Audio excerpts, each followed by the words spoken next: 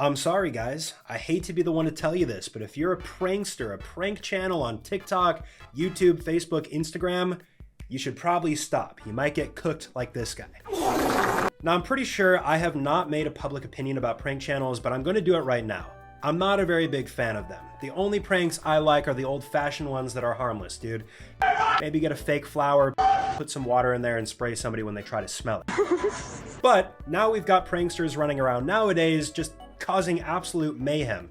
For example, not too long ago, a couple months ago, Charles Smith spraying bug spray on food in Walmart. That is insane. Well, in all honesty, this guy's not doing anything that extreme. But in any event, the last 3 months, this guy by the name of Heston James has been blowing up like crazy. His videos are getting millions of views, and basically what he does is he'll go into a store, he'll scream bloody murder and ask for help. And then when store employees come to try to figure out what's going on, he'll gaslight them into thinking it's not him. Name someone, you better know for certain.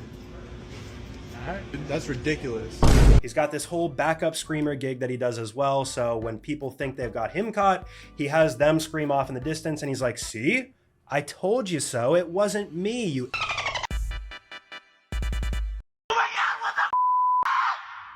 Was screaming, but if it happens again, they're gonna have to... No, like, it wasn't me. I couldn't even scream if I wanted to. I lost my voice yesterday at a concert. Well, no more screaming, you're gonna have to leave. Me? Why would it be me who would scream like that? Because you guys are the only ones over here. I'm just trying to figure out who it was, because it's scaring my customers. Oh, that's frightening. It scared the hell out of me, too. Okay, well, if you see him, let me know. Oh, I got you, of course.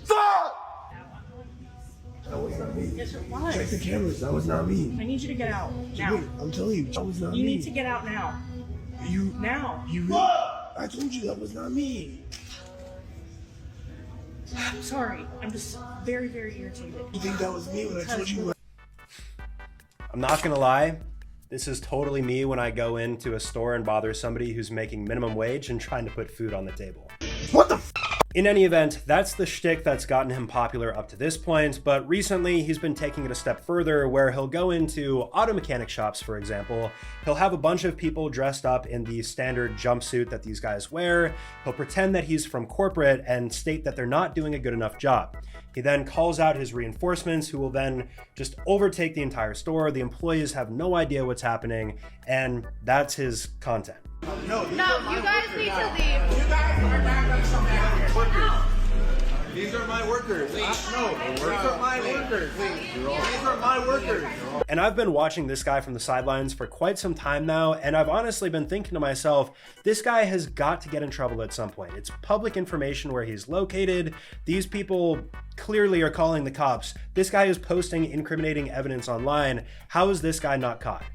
That day has finally come. On July 23rd, apparently Heston James, or Heston Cobb, turned himself in because he was wanted for a bunch of different counts that total up to 10 years behind bars if he gets the max sentence for all of them. So I'm just going to briefly read off the charges here because there are actually quite a few. So we've got 1 count of third-degree burglary. I honestly did not see that in any of his content, so that must be something behind the scenes. 2 counts of criminal impersonation. So obviously him dressing up like an employee, pretending to be one. It's actually illegal. Who would have thought? 5 counts of disorderly conduct and 5 counts of criminal trespassing. All of these make complete sense in retrospect when you watch his videos. Employees ask him to leave multiple times, he doesn't do so, and he's obviously screaming and disrupting the peace. Now, while I and a lot of other people are happy to see pranksters finally see some repercussions for the poor actions that they've done in public, there are a bunch of people that are not happy with how Heston is being charged. Seeing as he's getting a maximum sentence of 10 years at the most if he's found guilty and if the judge sentences him to that, they think that's a little bit over the top. But here's what I say to the people saying that: he still has yet to be convicted or sentenced. So I think it's probably unlikely he's going to get 10 years behind bars. The judge would have to really be trying to make a statement. At most, and this is just me guessing, so don't hate, I see him getting 1 to 2 years behind bars and maybe some probation. I'm not too sure though. It also depends on whether or not Heston has been arrested before and charged with anything else, if he's a first-time offender, etc. In any event, Heston's TikTok account has been taken down. However, at this point that I'm recording, his Instagram and YouTube are still up. Also, the authorities seem to think that he's made a large sum of money. I don't think that he's made as much as they might think he's made. On TikTok, you're pretty much capped to making a couple grand a month. Doesn't really matter how many views you get.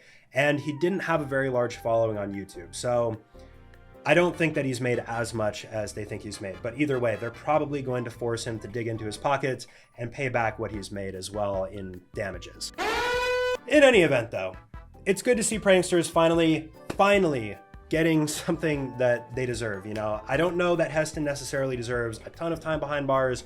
I can think of a million pranksters that deserve a lot worse than what he's going through, but if it takes one of them to make an example as to what you shouldn't do, I do think that that's a positive, overall positive to society. As always, let me know what you guys think about this in the comment section below. Drop a comment, letting me know what you want to see next, and I'll see you guys in the next video. Peace out.